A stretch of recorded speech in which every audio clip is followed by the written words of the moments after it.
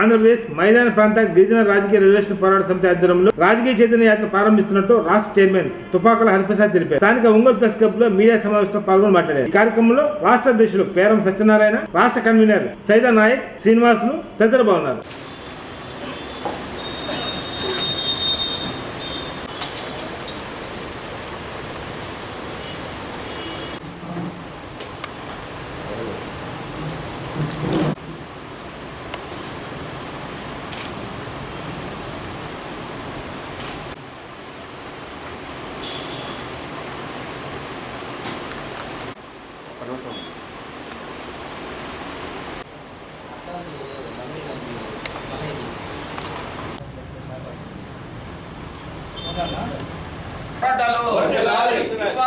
మైదాన ప్రాంత గిరిజనులకు 12 శాసనసభ స్థానాలు, ఒక పార్లమెంట్ స్థానాన్ని ఇవ్వాలి. రాజ్యాంగబద్ధంగా మైదాన ప్రాంత గిరిజనులకు 12 శాసనసభ స్థానాలు, ఒక పార్లమెంట్ స్థానాన్ని చేయాలి.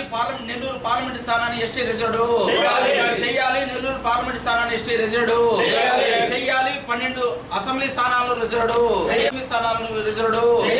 మైదాన ప్రాంతంలో గిరిజనులకు 12 అసెంబ్లీ స్థానాలను రిజర్వ్డ్ నెల్లూరులో పార్లమెంట్ స్థానాన్ని రిజర్వ్డ్ వర్ధిల్లాలి గిరిజన ప్రజా పోరాటాలు. అందరికీ నమస్కారం. నా పేరు తుపాకుల హరిప్రసాద్. మైదాన ప్రాంత గిరిజన రాజకీయ రిజర్వేషన్ పోరాట సమితికి చైర్మన్గా నేను వ్యవహరిస్తున్నాను. అలాగే నా పక్కన సైదా నాయక్ గారు రాష్ట్ర కన్వీనర్గా ఉన్నారు. పేరం సత్యం గారు అధ్యక్షులుగా వ్యవహరిస్తూ ఉన్నారు. అలాగే ఈగా శ్రీనివాసరావు గారు కూడా రాష్ట్ర కన్వీనర్గా పనిచేస్తారు. ఆంధ్రప్రదేశ్లోని గిరిజనులకు, మైదాన ప్రాంత గిరిజనులకు ఒక శుభ్రమైన ఒక మంచి కార్యక్రమాన్ని చేపట్టడానికి మేము ఈరోజు ఒక మంచి శుభ ప్రారంభం చేయబోతా ఉన్నాం. అదేంటి అంటే, ఆంధ్రప్రదేశ్లో మైదాన ప్రాంత గిరిజనులకు రాజకీయంగా స్వతంత్రం వచ్చినప్పటి నుంచి 75 ఏళ్ళుగా చాలా ఘోర పరాభవం జరుగుతూ ఉంది, అన్యాయం జరుగుతూ ఉంది. క్లుప్తంగా చెప్పాలంటే, ఆంధ్రప్రదేశ్లో రాజ్యాంగం కల్పించిన ఎస్టీ రిజర్వేషన్ ప్రకారం 7.5 రిజర్వేషన్ ప్రకారం ఆంధ్రప్రదేశ్లో 12 ఎమ్మెల్యే స్థానాలు కేటాయించవలసి ఉండగా కేవలం ఆంధ్రప్రదేశ్లో ఏజెన్సీ ప్రాంతంలో 7 స్థానాలు కేటాయించారు. మిగతా ఎస్టీకి చెప్పవలసిన 5 స్థానాలు ఎవరు అనుభవిస్తున్నారు అనేది ఇవాళ ప్రభుత్వం కానీ, పార్టీలు కానీ, మొత్తం ఆంధ్రప్రదేశ్ జనాభా కానీ గుర్తించాలని మేము మనవి చేస్తూ ఉన్నాం. ఇకపోతే ఏదైతే రిజర్వేషన్లు అమలవుతున్నాయో అది కేవలం ఏజెన్సీ ప్రాంతంలో ఉన్న గిరిజనుల తెగలకు మాత్రమే అది వర్తిస్తూ ఉంది.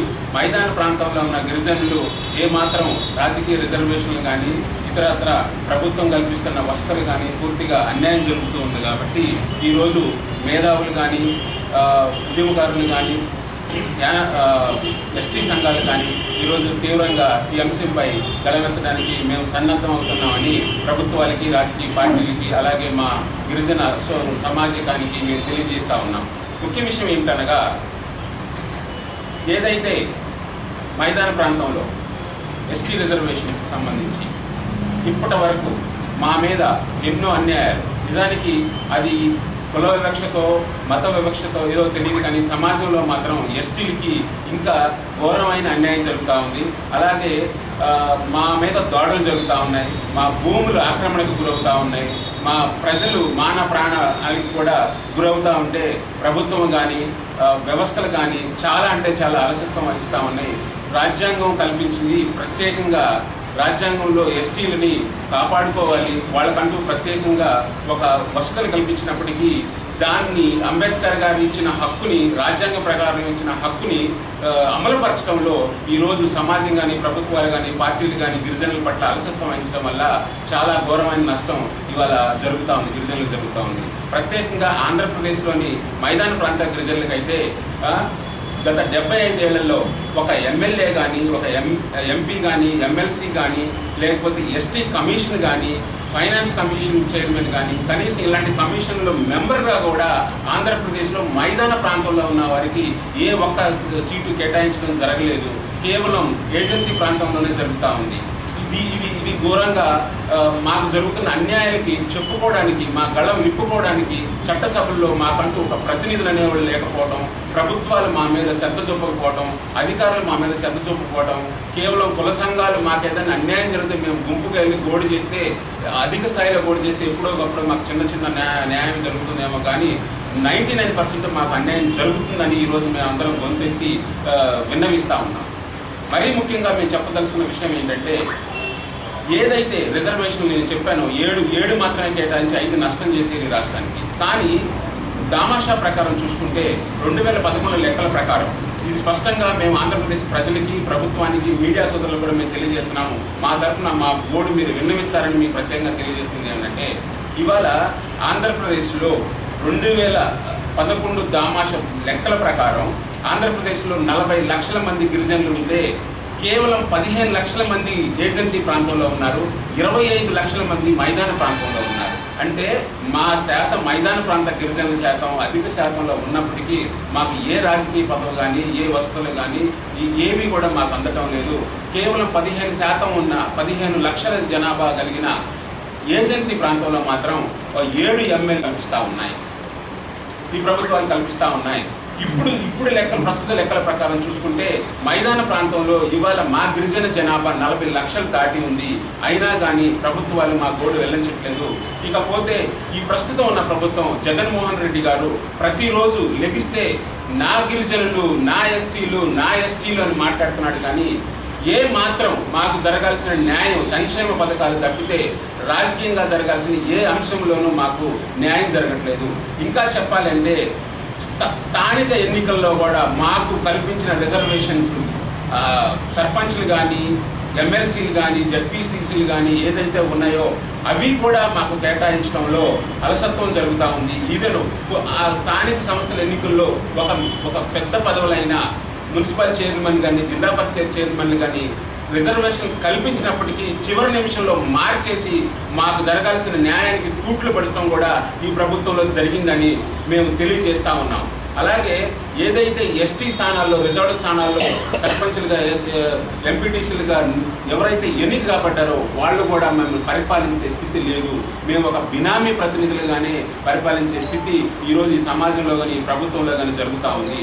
ఎస్టీలు అనేవాళ్ళు స్వతంత్రంగా పరిపాలనలో కానీ, ప్రాతినిధ్యం వహించడంలో కానీ, చట్టసభల్లో మాకు ఎలాంటి అవకాశం లేదు. కాబట్టి ఈరోజు మేము ఒక నిర్ణయం తీసుకొని ఇలా గిరిజన వివిధ సంఘాలకు సంబంధించిన నాయకులు, వివిధ పార్టీలకు సంబంధించిన నాయకులు ఒక ప్రాతినిధ్యంగా ఏర్పడి ఆంధ్రప్రదేశ్ మైదాన ప్రాంత గిరిజన రాజకీయ పోరాట సమితిగా మేము ఏర్పడి మా రాజకీయ రిజర్వేషన్ హక్కులు సాధించడం కోసం మేము ఒక తీవ్రమైన ఒక విప్లవం తీసుకొచ్చి మా హక్కులు మేము రాజ్యాంగం ప్రకారం మాకు వచ్చిన హక్కుల్ని మేము కల్పించడం కోసం సన్నద్ధం అవుతున్నామని తెలియజేస్తూ ఉన్నాం. ఇంకా చెప్పాలి అంటే ఇవాళ భారత రాజ్యాంగం గిరిజనులకి ప్రత్యేకంగా రాజ్యాంగంలో ఆర్టికల్ 5, ఆర్టికల్ 6 అని 2 ప్రత్యేకమైన అంశాలను చేర్చి ఆర్టికల్ 5లో ఒక ప్రధానమైన రాష్ట్రాలను కలిపి ఈ రాష్ట్రాల్లో గిరిజనుల పరిపాలన, అభివృద్ధి, వాళ్ళకు అనుకూలమైన చట్టాలు ఎలా ఉండాలి.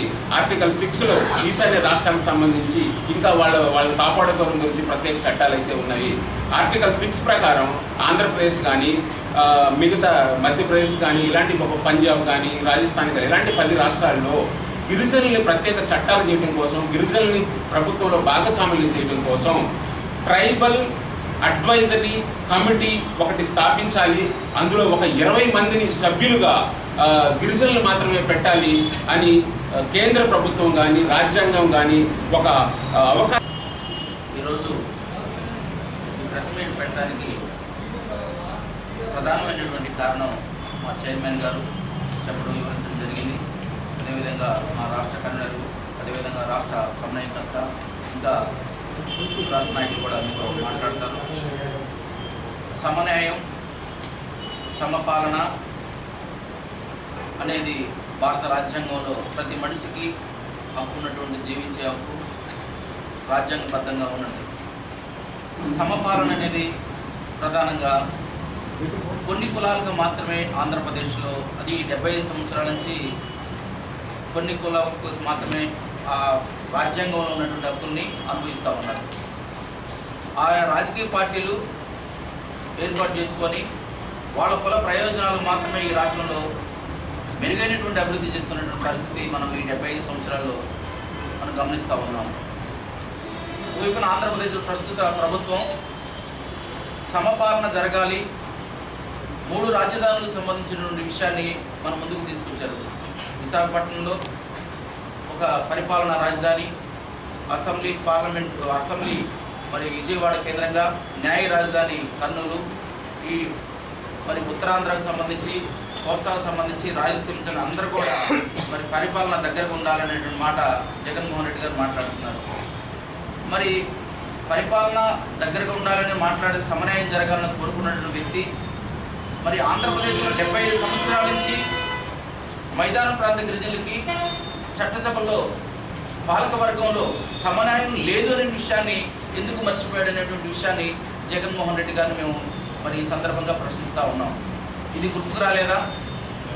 ఓపెన్ రాజకీయ పార్టీలకు సంబంధించి మరి వాళ్ళ డబ్బు ఎవరి దగ్గర ఉంటుందో, కులము మరి అగ్రకులానికి సంబంధించినటువంటి వ్యక్తులుగా ఎవరు ఇవాళ సమాజంలో గౌరవం పొందుతున్నారు, ఎవరైతే ఆ పక్క పార్టీని ఓడిస్తారో ధనవంతులుగా ఉన్నటువంటి వాళ్ళని వాళ్ళకే సీటు ఓటు, ఎవరైతే ఓడిస్తారో వాళ్ళకే మేము సీట్ ఇస్తాం అనేటువంటి నినాదంతో వాళ్ళ రాజకీయ పార్టీలు ప్రయాణం చేస్తుంది.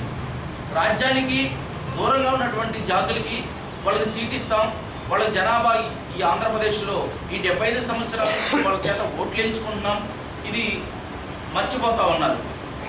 ఒకవైపున రాజకీయ పార్టీలు మాది బ్రహ్మాండమైన పార్టీ, ప్రజలందరినీ బాగోగులు చూసేటువంటి పార్టీ, వాళ్ళందరినీ కూడా హక్కులు కల్పించేటువంటి పార్టీ అనే మా విషయాన్ని ప్రతి ఒక్కరు నీతి వాక్యాలు ఈ రాష్ట్రంలో రాజకీయ పార్టీలు చెప్తా ఉన్నారు. నీతి వాక్యాలు చెప్పేటప్పుడు ఖచ్చితంగా మైదాన ప్రాంతంలో 30 లక్షల మంది జనాభా, ఇరుకుల, యానాది, లంబాడి, చెంచు, నక్కల, ఈ గిరిజనులకు సంబంధించినటువంటి జాతులకు సంబంధించినటువంటి పరిపాలనలో భాగస్వామ్యం లేదు, అంటరానితనానికి గురవుతున్నారు.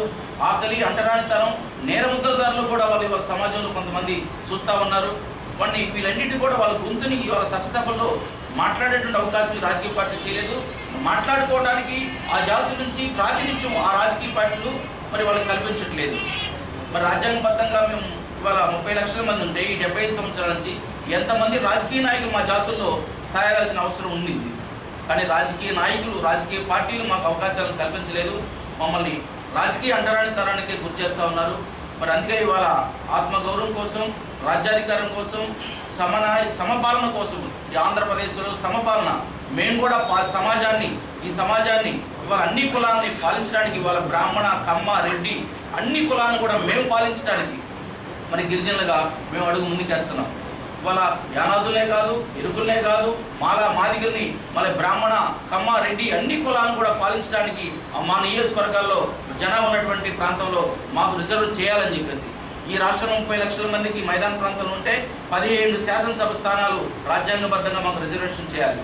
నెల్లూరు పార్లమెంట్లో ఇవాళ చిత్తూరు కానీ, ఇవాళ నెల్లూరు కానీ, ఈ ప్రకాశం కానీ గిరిజన జనాభా ఉన్నటువంటి ప్రాంతం, ఎక్కువ జనాభా ఉన్నటువంటి ప్రాంతం. నెల్లూరు పార్లమెంట్ని ఎస్టీ రిజర్వ్ పార్లమెంట్ స్థానాన్ని ఎస్టీ రిజర్వ్ చేయాలని చెప్పేసి కూడా మైదాన ప్రాంత గిరిజన రిజర్వేషన్ పోరాట సమితి డిమాండ్ చేస్తూ ఉంది.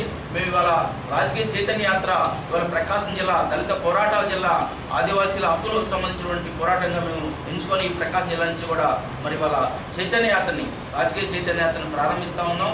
మళ్ళీ గోడ పత్రికని, కరపత్రాన్ని కూడా ఆవిష్కరిస్తూ ఉన్నాం. ఈ పోరాటం రాజకీయ హక్కులు సాధించుకున్నందుకు కూడా ఈ పోరాట యాత్ర కొనసాగుతూనే ఉంటుంది. ఇవాళ మేము రాష్ట్ర వ్యాప్తంగా అన్ని రాజకీయ పార్టీలను కూడా కలుస్తాం, మాకు ఉన్నటువంటి సమస్యని వాళ్ళకి వివరిస్తాం, న్యాయబద్ధమైనటువంటి హక్కుని సాధించుకోవడం మేము వారి మద్దతు కూడా కోరుతాం. ఇవాళ రాష్ట్రపతిని, అదేవిధంగా మనం ఉన్నటువంటి దేశ నాయకులను కూడా ఈ యాత్రలో భాగంగా అందరం కూడా కలుస్తాం. మా ప్రజలు మేము చైతన్యం చేసుకుంటాం. ఇవాళ అన్ని కులాల యొక్క మద్దతుని తెలియపరుచుకుంటాం. అది మరి అందులో భాగంగానే విజేంద్ర బహుజనుల దళిత పోరాటాలకు సంబంధించిన విజేంద్ర బహుజనులు మాకు మద్దతు అంటే వచ్చారు.